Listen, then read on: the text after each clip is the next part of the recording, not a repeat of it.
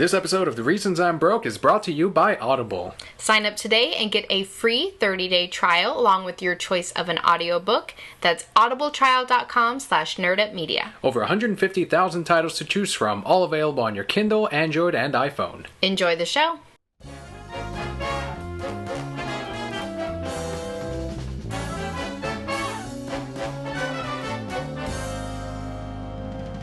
Hello and welcome to the Reasons I'm Broke podcast, bringing you the reasons we're broke, ranging from comics, movies, TV, video games, and more. I'm Kelly. And I'm Daniel. And for those of you joining us for the first time, welcome. The way we format our show is first we start out with some news, again ranging from comics, movies, TV, video games, and more, and we follow up with our comic book pool list of the week. That's right, so we're going to start it off with some video game news, and that is actually with the biggest retailer in North America as far as video games go, due to the huge buyout they made many years ago. And that is that GameStop will actually start taking in classic consoles for trade in 250 of their locations this week. So those classic consoles are like the original Nintendo, Game Boy Color, Game Boy, I think even Atari, although I don't really know how much they're actually going to pay for these things. Right, so Brokettes in New York City and Birmingham, Alabama areas can take advantage of this. Consoles traded in will be sent to their refurbishment center where they'll be tested and repaired if necessary. I will tell you, I used to work at GameStop. They don't always come back repaired. But they always have that 30-day guarantee, but after those 30 days you're kind of screwed. But either way, they always get sent out, just like their regular consoles, PS4s, Xbox Ones, doesn't matter. One, they get wiped of all their memory, that way no account information is on there. There was no memory on those old systems, please. Well, I'm talking about like the PS4 and all of that. But for the older systems, I'm sure they just, they plug them in, they make sure the buttons work, and boom, they send them out. Clean them if necessary. Right, so it will be about 2 months before these classic systems start showing up in other GameStops for sale. If this test program is actually successful, they'll roll it out to more GameStop stores. And there's no word yet on how much they'll actually pay for these systems or if they'll start taking in classic games as well. When I used to work for the company, every now and again, there were people asking if we carried old Nintendo, Super Nintendo, but there wasn't really a huge demand for it. And honestly, there are occasional places that have like a bar, like a video game bar, where they'll have those older systems or they'll have arcade cabinets. But I don't think there's enough of those to actually justify a full rollout on GameStops carrying these old systems. However, what do you think? I know there's play-in trades that still exist somewhere out there, and they live off of the older classic systems, older classic games. Do you think there is still a market for people our age to go back and pick up, say, old Pokemon games that aren't yet available on the Virtual Console, or for people that actually want to play it on the classic system? I think there is, but not big enough for them to roll it out everywhere. I feel people like myself, if I walked into a GameStop and, oh hey, here's a Game Boy Color, and I lost mine, yeah, I'd go ahead and pick it up, even if they wanted like $50 for it, because it is that nostalgia, and people who had those older consoles as kids are now adults with a little more expendable income, so I'm sure that's who they're, hoping to grab. Without having the games for sale also, though, I don't know how far this is really going to go. One benefit is, if you have, like I still have my old N64, if I plugged it in tomorrow and it was broken and it didn't work, yeah, I'd be running out to GameStop to buy another one, even though I never really play my console. So from what it sounds like, it looks like this is only a limited plan, because to be honest, there aren't kids out there looking for a classic Game Boy Color or NES. Sure, maybe a select few, but it's only for people our age, I feel like. Right, absolutely. And older. I agree 100%. I don't think it's long term, but if you buy one of these systems for $20, and like you said, they're just going to plug it in and push buttons, and then they can turn around and resell it for $50, why not make a little extra cash while it's out there? What would you pay for a used N64? $75. 75? Yep. With box and everything, or just the system? No, just controller? The system. I don't care. But that's because it meant that much to me as a kid. Like, even just knowing that, yeah, I got my N64 and all my games, it's in my closet. That's worth it to me. My Game Boy Color, I never use it. It sits on the shelf. But I'd probably spend $40 or $50 on another one if something happened to that one, just because it's such a huge piece of my childhood. Yeah, very true. So I hope it's successful to a lot of the consumers out there. If maybe there is a demand for it. Me personally, I won't be looking for these older systems. A lot of the games that I do want to play, like the classic Star Fox, I can find on the Wii U now. Boring. That's not as much fun. You got to use like the retarded joystick that doesn't even work, so like you miss the turn. The classic controller works just fine for most of those games. No. I have no problem when it comes to digital as far as those older titles are concerned. And with that, we're going to move into some pretty big movie news. We talked last week about the leaked trailer for Batman v Superman. Yes. And we were wondering if for the IMAX release, which is what it was supposed to be for, or the IMAX event, if they were going to get something special. And we found out this week. Yeah, attendees that went to the IMAX event, in spite of the trailer releasing early, both regular and in HD, which we'll talk about next, attendees received a pass to watch the movie a full week earlier at the same theater they attended for the event. That's amazing. They also received copies of the Batman and Superman posters director Scott Snyder recently tweeted out. Yeah, it's basically Batman and Superman's faces on each different poster, but their eyes are covered with the opposite ends logo. So Batman has the Superman logo on top of his face, and Superman with Batman's dick on his face. Not with Batman's logo on his. Little hearts over his eyes. They really captured Superman in this poster. An additional scene was added to this trailer of Batman and Superman running towards one another just before the scene cut to black. So he did promise there'd be some additional content, although I didn't expect anything like much at all, and it looks like they didn't get too much extra. Right. It was great that they got to see the movie a week early, though. I know you were working that day. I wish I had gone, though, just so I'd be like, Dan, I get to see it a week early. And then I would have seen it a week early. That is such an awesome bonus. I don't know if they planned that anyway, regardless of whether it leaked or not, but it's still such an awesome thing. If they had told people that ahead of time, it would have just been swarmed with people going to see it. Oh, yeah. But now people are putting those tickets up on eBay. Probably, yeah. I would have done that shit. Here, give me $50. You can see it a week early. So since we recorded, the HD version has released. Do you feel like you understood the trailer way more seeing it in high def? Absolutely. And not in that shaky cam, blurry... In that shaky cam, everything was dark all the time. I'm like, there's a lot of black in this trailer. Yeah, when you actually see it, I'm sure everyone's seen it several times at this point, you can actually see the lead up to the zoom in of the Superman statue. You can see Ben Affleck's face actually not blurry. One of the subscribers at the shop, he's like, I didn't even know who that was that they zoomed in on, so now I can see, oh, that's Bruce Wayne.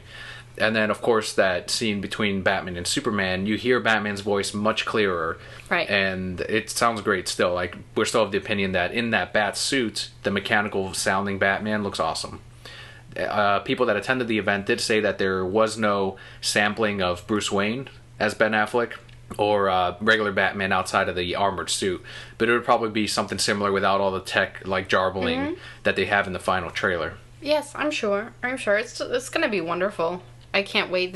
Seeing it in HD got me much more excited than shaky cam filming from the inside of his hoodie. Yep. And with that, there was actually a lot of negative reaction to the Batman v Superman trailer. It's been an uphill battle for the movie since the very beginning. And I do want to kind of try to analyze exactly what the root of the problem here is. Because a year out, I expected the trailer, the footage, like I said last week, to just be 30 seconds. Maybe that Comic-Con footage of just Batman and Superman staring at each other. Except we got that. We got the voice for Batman, all in HD. We got some scenes. We got the plot pretty much given to us, at least for the first half of the movie. And then they'll obviously get together to fight some bigger threat near the end. But we got all of that. We know why they're fighting. We know why people are divided on Superman, and we know why there needs to be a Batman there to show, the people that Superman is no god and that he can be stopped. And don't worry because he's not unstoppable. Don't be afraid of him because I'm not. I'm sure people get behind Batman as well. But this came out the same week as Star Wars, the Star Wars trailer, the Jurassic World trailer, just a bunch of them that I think Ant-Man even had another trailer somewhere in their Fantastic Four. But the main one, I think, was Star Wars, because it was the second Star Wars trailer, and they showed even more. So by comparison, coming out within days of one another, people inevitably compared the two and said that Batman v Superman showed nothing, even though it showed tons, and it was shitty. But then the Star Wars one was amazing because they showed everything. Oh, people. Can't be happy. Well, I think some of it too is people act like they're being paid by Disney to hate on the DC Warner Brothers stuff. I don't act like I'm being paid by Disney. I'm saying some people do. Okay. Like you liked both trailers just fine. I did. Well, because I like you can enjoy Batman a good fucking more trailer. than Superman or Star Wars. Even if you didn't, so like just looking at them both, they gave out tons of information. They did what a trailer is supposed to do. The Batman v Superman's way early, and they still gave you tons. Here's what happened with the Batman Superman trailer. You have to think to figure out everything. And people don't like to think. They like to have it handed to them. So like the Star Wars one, they just want to see ships blowing up and zooming by and people running around. And then you get that wonderful voiceover. Like, you know that this is his daughter because they tell you right there in the trailer. They give you pieces to put together in Batman v Superman, but you have to put the pieces together. You have to understand that people are going to riot behind Superman because they think he's crazy. You have to put together that Batman's fighting him, but know that they're eventually going to get together to work together. That there's a lot of thought involved, and you have to watch it multiple times, and people don't like to do that. And it did raise a lot of questions, too, and I've been talking about it with subscribers that have actually enjoyed the trailer. Like the Superman symbol on the soldiers, they're like, well, what is that? What does that mean? It's like, oh, well, I don't know, let's find out. The bat plane coming in, and the way it's cut, it makes it seem like it's blowing up cars with people in it. Assuming that's even the bat plane, it could just be a Lex Luthor drone or whatever. Right. But anytime a trailer comes up like that, and the way it's cut, you know it never shows up like that in the movie. No. Like, he just flies by, and maybe something else explodes the things, or maybe that is not even a bat plane. Or if it is, maybe it's controlled. Obviously, they're not going to make it where Batman's just murdering people, you know? Yeah, I'm pretty sure. So that's what the trailers are meant to do. They're meant to get people talking about the movie, whether it's in positive light or negative light. But when I was talking earlier about the reaction, I think that's what it is. Also, the fact that it was leaked in standard definition, it was already like a step down from all the other trailers because people saw that first, and that's where they immediately set their expectations. Whereas if it had come out in HD, I think many more people would have been like, okay, this trailer is okay, or even great as we enjoyed it. Somebody still would have complained. Well, yeah, of course. I was telling someone we're incredibly spoiled that we got a Star Wars trailer, a Batman v Superman trailer. You got Avengers for a lot of people next week. I mean, it's very hard to be unhappy and be a superhero fan. Like you have to really try to not like things. You'd have to be like Nightwing and just whiny about everything. You're all Nightwings out there. Oh, I don't understand it. Just wasn't good. What wasn't good about it? It just wasn't good. I didn't show enough. I didn't. Too many questions. Okay, Nightwing. That wasn't it for Warner Brothers this week, though. They did set the release dates for 3 upcoming Lego films. So excited! So the first one we have, which we will definitely be seeing, is Lego Batman, set to release February 10th, 2017. I think that's the same year as Justice League and Captain America 3. Perfect. We also have Ninjago, which is September 22nd through the 22nd, 2017. That's the same year as Lego Batman. So again, September 22nd. 2017. I didn't know Ninjago was still a strong brand. Boring. A lot of kids like it, though. I do see it everywhere. I'm still stuck on Bionicles, which was, 10 years ago? Yeah, that was a while ago. But they're still out. I remember watching the Bionicle movie. I'm like, this is pretty badass. Yeah, like we saw the Groot Bionicle thing that you pointed out at Target last night. He was so cool. I was like naming all these new Legos. Darth Vader's apparently in the Avengers set. I don't know. Disney just mixing all their stuff together.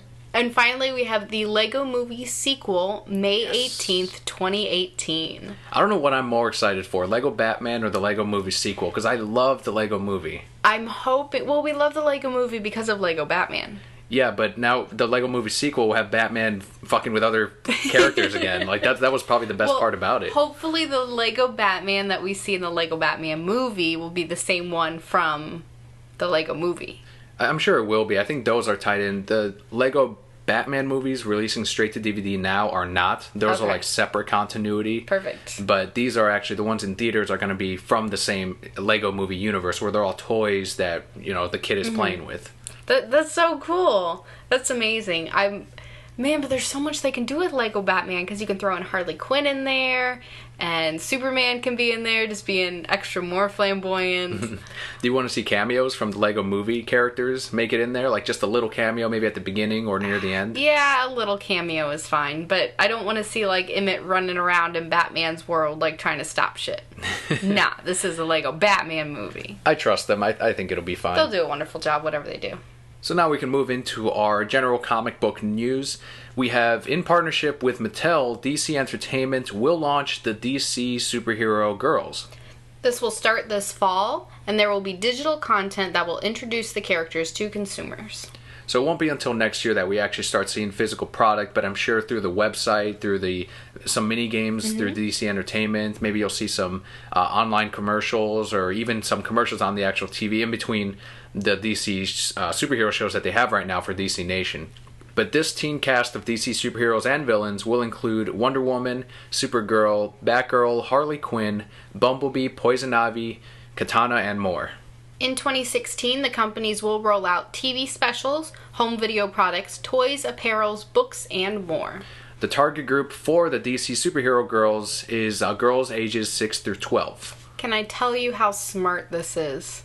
You can. This is so smart. This is absolutely brilliant of them.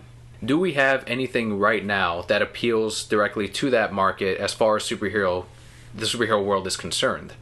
Teen Titans is the closest thing, I think. Right, not to this extent, and this is going to be all about girls. Right. Which, like you said, there's not really a market for it, so now you're going to pull all of them in, and as they grow up, they're going to say, well, I loved Harley Quinn from this when I was younger, let me read her comic now. I'm sure we'll see Starfire in there, so I love Starfire in this, let me read about her now. And that's just going to pull in a whole new market, open up so many avenues. That hole is definitely there to be filled, because right now, young girls, I see it all the time at the shop, they'll point at Harley Quinn, and they're like, oh, it's Harley Quinn. And I'm always confused. I'm like, how do you know who Harley Quinn is? I try to figure out what on television is Harley Quinn, and the only thing I can think of is maybe the video games. Maybe they're seeing their older siblings play, and they know that's Harley Quinn. It's possible that they're watching Batman the Animated Series. I'm not sure, but they immediately point, oh, that's Harley Quinn, and that's Poison Ivy, and that's Catwoman. And this will actually help foster all of that. And here's this just for you, which of course anyone can enjoy. I mean, nothing is just for a certain group, but that's who they're aiming it at. And with the rest of the products coming out, if it's successful enough, that's when you'll start seeing all the sales come in straight to DC and Mattel. That's where that partnership is, because Mattel does know how to do the dolls, and they're the ones doing they did Barbies, right? Of course. Mattel, they'll have a line of DC superhero girls Barbies. I would buy them all. Oh man, I'm gonna be so broke. But this is great in an aspect too, so their older brothers are going after Batman and Superman, and now they have something for them in the same line, so they can walk down the same Target aisle and be just as entertained as their older brothers.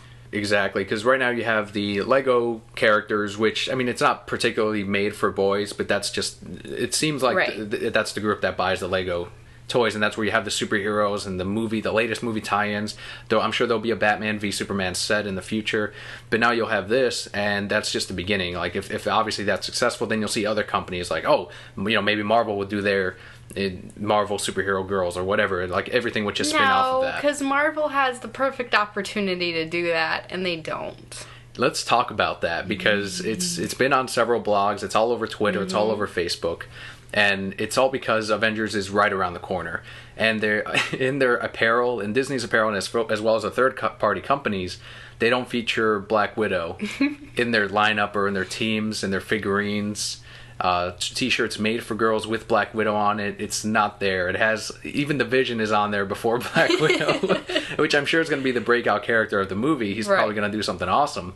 But with Black Widow, it's not there, and they're still not. Gamora was the last thing that they also did not foster or even put out there. You saw the pop vinyl figurines, but on the Guardians of the Galaxy t-shirts, they mainly featured Groot, Rocket, and there wasn't nothing there for girls.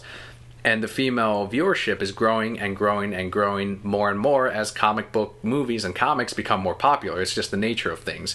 So they should have a Gamora or a Black Widow shirt out there.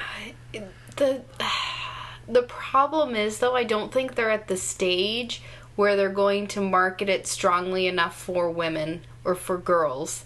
that they'll pick up this merchandise. Because honestly, as a female, I watched Gamora and I wasn't interested. I didn't want to be her. When I saw Black Widow in the first Avengers, again, I didn't want to be her. I didn't think she was that cool. They're not making these characters someone where I'm like, yes, that's what I want to do. You know, I go and I watch DC things and I want to be Harley Quinn. I want to be Batgirl. I want to be Starfire. Because I'm so interested in these characters, and I don't think that Marvel's doing that. I want to be Lady Thor, but right, yeah.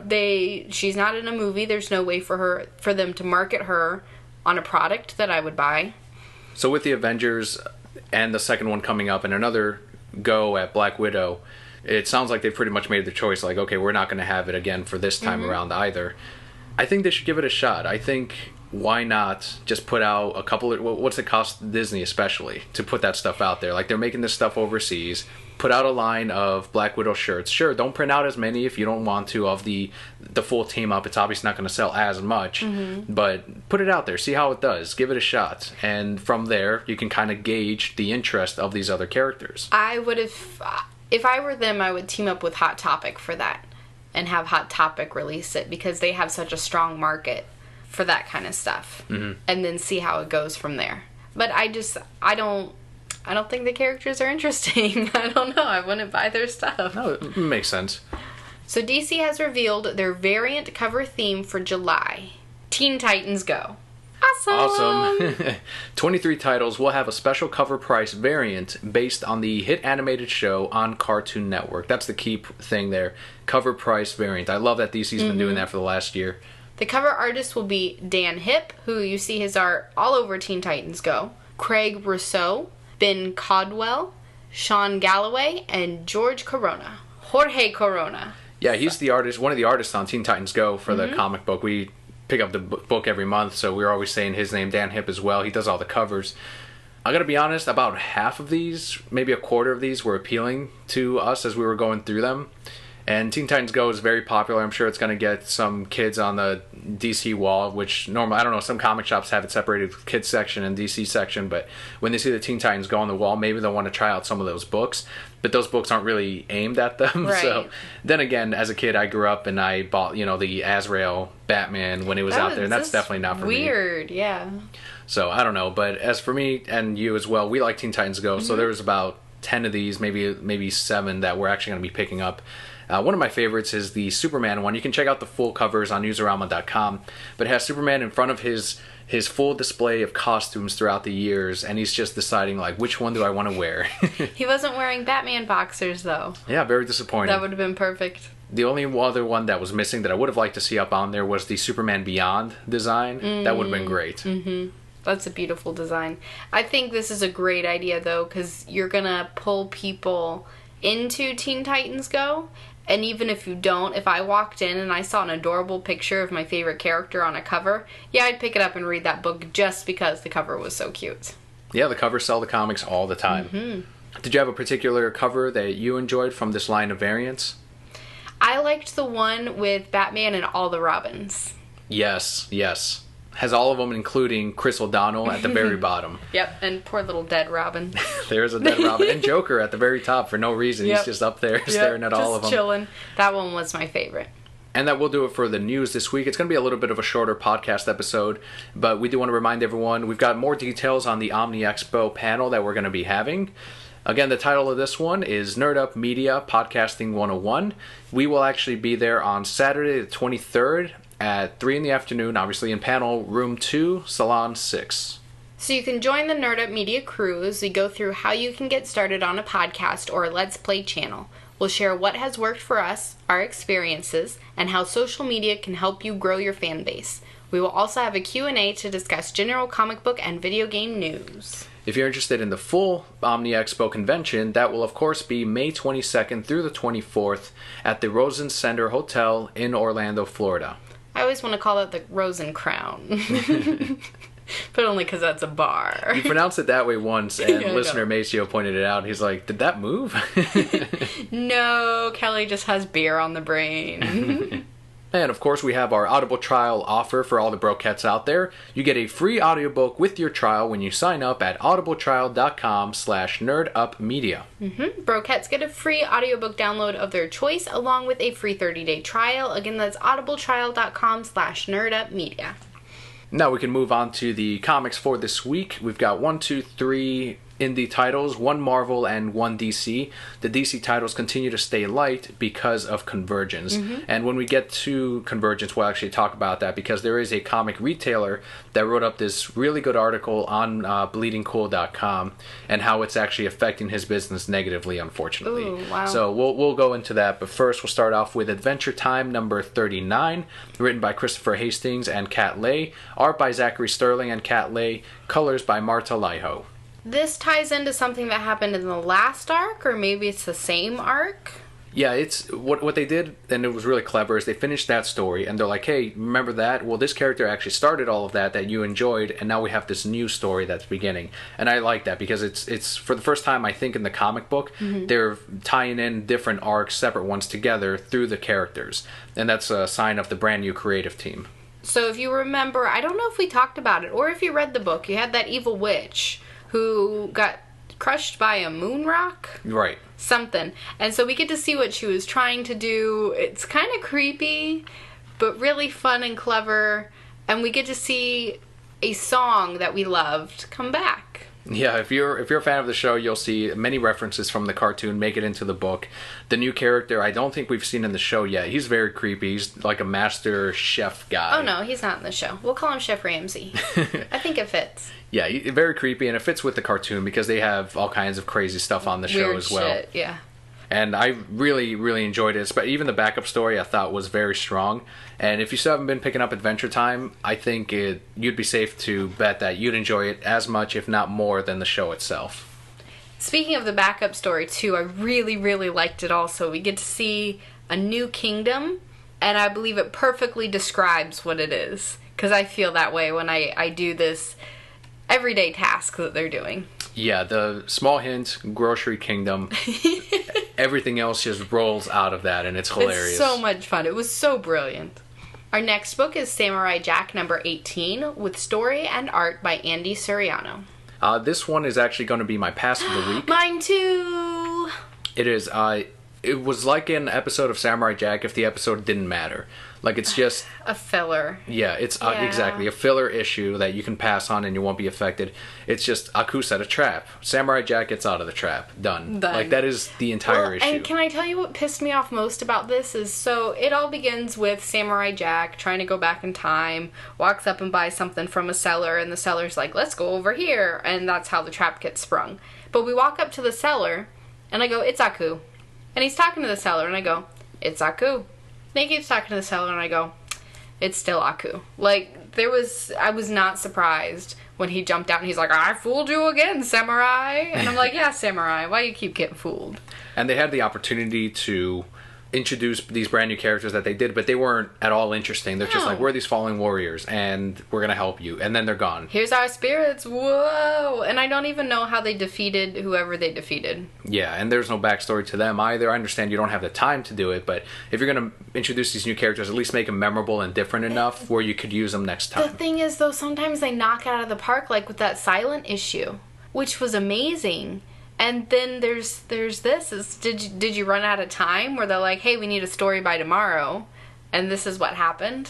I'm not sure. It was unfortunate, but it's another one of those titles like Racing where it's hit or miss. Mm-hmm. Brand new title debuting on The Reasons I'm Broke this week, and that is Uncle Scrooge #1. It's written by Rodolfo Cimino, Alberto Savini, Romano Scarpa, Luca Boschi. Art by Romano Scarpa and Andrea Frecchetto. Colors by Digicore Studios. I was like, okay, it's not Italian anymore. Disney Italia and David Gerstein. I'm glad you got all those names and not me. Even I struggled with them. I don't know any Italian, so I was just doing my best there. Just pulling shit out of your ass. Making it up as you go. This is your pick of the week. It's actually not my pick of the week. No? Is it close? Was it close? Because you were cracking up through this whole thing. I was definitely laughing, and I really liked Uncle Scrooge, but that's because I love that character. It's one of my favorite Disney characters. Because he's such an asshole. But it looks like this is these are stories that obviously they're published in Italy, and then I guess they translate them and bring them down here, and it does feel still like a Carl Barks story. Like, it's very much Uncle Scrooge at the core. And there are some heavy edits. Like, at one point, Uncle Scrooge is given by his nephews a thing of alcohol. Like, it's clearly like whiskey or something, and he's drinking it, but they call it like an energy drink, and the kids are like, it'll give you wings, and it's like, that is not an energy. That is not that's Monster. Whiskey. That's Irish whiskey, sir. Yeah, and that's what he drank. And you see him like drunk with the little bubbles and the thing. I'm like, at least they kept the panel, so I can at least figure out what he's actually doing. But yeah, no, it's made up of 3 older stories, because if you look at the renumbering, it is a number 1, but if it continues based on what they have been publishing for all these years with IDW and Gold Key and all the other companies, it'd be number 405. Oh, wow. And they put that in parentheses next to the number 1. So some of this is, of course, reprinted material, but it's cleaned up, it looks nicer. I think it might even be recolored, because I'm like, I don't think it was this well colored back then. And it's still entertaining. It's still Uncle Scrooge.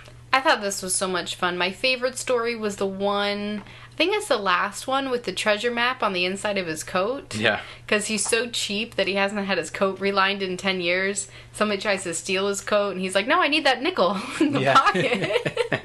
He has all the money in the world, and he's the cheapest fucking guy. Well, that's why he has all the money in the world, because he just doesn't spend it. And that's what I love about Uncle Scrooge. It's just all the wacky ways he tries to figure out how to save money, and that's just the best part about it. And we get to see Donald and Huey, Dewey, and Louie, and when that team gets together, just hilarity.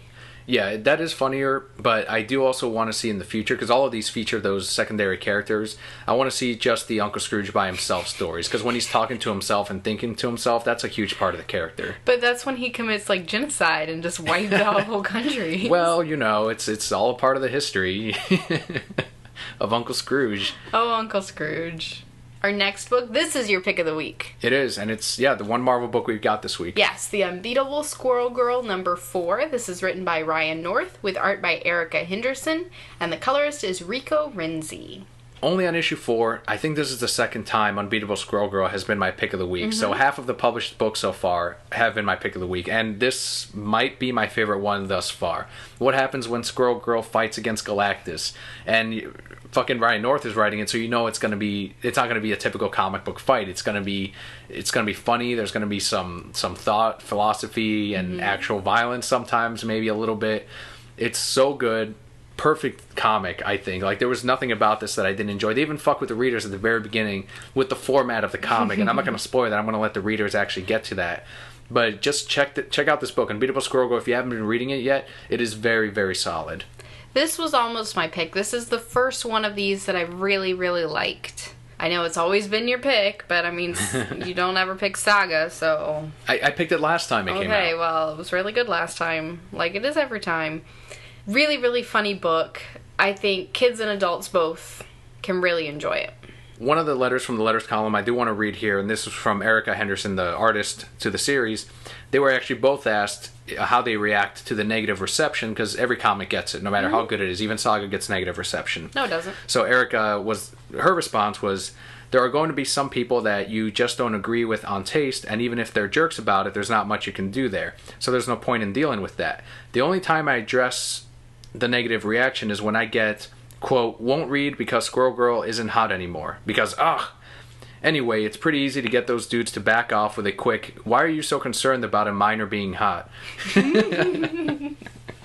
Read the letters, people. It's full of little treasures. It was a very good book. I approve of it as your pick of the week. So it looks like this one is yours, and that is Convergence #3 of 8, written by screenwriter Jeff King, art by Steven Segovia, colors by John Starr and Peter Stegerwald. This is only my pick because of Batman. Thomas Wayne Batman, yes. Yep, because of what he did, and I went, oh, shit! Very reminiscent to Red Sun. That's what I was reminded of. I don't know, I'm still not really hooked on the story. Well, we just like different things, apparently. I guess we do, and I'm still more excited for the titles coming in June than I am for Convergence, and I understand this is just a pause for DC until they move all their offices from New York to California. And I was hoping that this would be something, at least like, okay, this is at least fun until the titles return in June, along with the 23, 24 brand new ones, most of which we're actually giving a shot. Unfortunately, we're going to be extremely broke. But this one's just still not really doing it for me. Like, there are some things I do like focus on, okay, so there's a Joker in every timeline, and a certain character in the story has seen them all and is disgusted by each one. Right. And, like, little things like that in the pre-New 52 universe that I'm sure appeals to a lot of the older readers. But to me, it didn't really do it. I can see where you're coming from. All these other, like, backup characters, I don't really care about them. I was just all about Batman in this one because it was just not something that I expected, but I feel like something Batman would definitely do, given the fact that, yeah, in the last issue, he did see his son, and apparently something else happened that I didn't remember happen. But he's gotten to the point where he's like, this is what needs to be done for things to move forward, and I'm okay with that. And I was like, Batman, you're such an inspiration. Can I pick, like, those 2 pages as my pick of the week? Sure. Just those 2 pages. So on to the retailer feedback about Convergence. Mm-hmm. He did say that compared to last year, his sales on DC were down, I want to say, like 44%. Oof. And for a smaller shop like his, he's considering just putting these out for Free Comic Book Day if he can't sell them, or in the 50-cent bin straight after the month and the event is over, because he's just not selling the tie-ins, he's not selling the Convergence stuff. So that just, it just solidifies the fact that, and something we said a while ago, that the people that hated the New 52 and wanted the pre-New 52 characters to come back, they're not coming back. Mm-hmm. Even if you bring back their characters, they're not going to return and buy your comics. And now you have readers that did maybe jump on with the New 52, or are now enjoying the New 52, or are used to the New 52. They're like, what is all this? Like, this isn't the story that I read. Most readers are just saying, when does Batman number 40 come out? When does Justice League number 40 come out with the Darkseid War? And it's not here yet. Instead, they have to deal with Convergence for the next 2 months. And some of those tie-ins are okay, like Harley Quinn is fun. Suicide Squad, I'm sure, is great for a lot of people. It's still a very popular title. Mm-hmm. Shadow of the Bat actually sold really well for us. We ended up selling out. But as far as regular retailers, they got to rely on what could be a third, if not half, of their profit if they only carry the big 2 in their shop, which would be stupid. But if they did, that's half of their profit that just got a big chunk taken out of it. So this Convergence is hurting not only DC sales, but a lot of the comic shops out there. I think we all kind of figured that would happen too. I keep hoping that once we really get into all these tie-in stories, that we'll see a lot of the older people come back. So, for example, if they love Superman Red Sun, and when that Superman Red Sun one comes out, they're going to be like, well, let me pick that up and see, because I like the older stories so much. Is it going to be as big as they hoped? Of course not. And I think they know that June is going to be the strong month for them, with the new titles, Bizarro, Batmite, the second Harley Quinn book. That's going to be amazing, even if it's just a miniseries. Like, that's going to do really well in sales for a lot of comic shops out there. So I think that's what everyone's sort of waiting for, aside from Batman and Justice League returning. But aside from that, we're still not through with April. We've still got another month of Convergence left, and I'm still hoping that Convergence just picks up, maybe even if it's halfway through the story. Let's get more character to, how do you pronounce his name? Talos, I think, is the main villain in Convergence. I think so. I want to see some more development, similar to what we got in Convergence number 0. I want to see that character really fleshed out, because that's the one that I'm actually most interested in. Because, yeah, we have this Batman, which I'm like, all right, that's cool, Thomas Wayne. It's not New 52 Batman. It's not Bruce Wayne Batman. Cool. So in the meantime, Talos, let's do something with him so that he becomes a memorable villain later on in the future. I'm with you. He's pretty cool. He can come back later. Who, Talos? Yes. After all this is over, he can come back. What were we calling him before? We called him Sexy Brainiac? Yeah. Is that what we called him? Sexy Brainiac? Sexy Brainiac. Because he had all the muscles. Here's what I would like to see. At the very end, they defeat him or something, right? And then everything's done, and they're like, woo, we're all back on our home world, whatever. And then the comic's done. But then you flip the page. And then you have like little word bubbles on just a dark page, and it's him, and he's talking about how he lives forever. And then it's got to be real suspenseful at the end, like, oh, is he back? I don't know. Make it happen, Dan. I thought you were going to say that he has to now fight different versions of Talos himself or something like that. No, that'd be too much sexy. Too much sexy Brainiac going on there. Well, you don't even know if all the other Brainiacs are going to look like that. All the other Taloses, they're all sexy Brainiacs. Possibly. So to summarize, my pick of the week was The Unbeatable Squirrel Girl number 4. Mine was Convergence number 3 of 8. And both of our passes of the week was Samurai Jack number 18. We do want to point you to nerdupmedia.com, where you will find a link to all of our social networking accounts. So that's Facebook, Twitter, Instagram, Tumblr. It's all there under nerdupmedia.com. While you're there, you can also head over to our shop, nerdupmedia.com/shop, where for just a donation of $16.99, you can get your very own Nerd Up Media t-shirt. That's right. Let's get some orders in. We've got the red, gray, black, blue, and the brand new pink color right up there. You can check out the different shades of that blue or that gray or whatever. Just head on over to nerdupmedia.com/shop. Includes the shipping, different sizes based on male or female sizes. Mm-hmm. Something else that also helps us out is if you leave us a review on iTunes. Just write, hey, you guys are the best. That's all you need to say. Well, they got to do the 5 stars too. Oh, and 5 stars. And we're the best.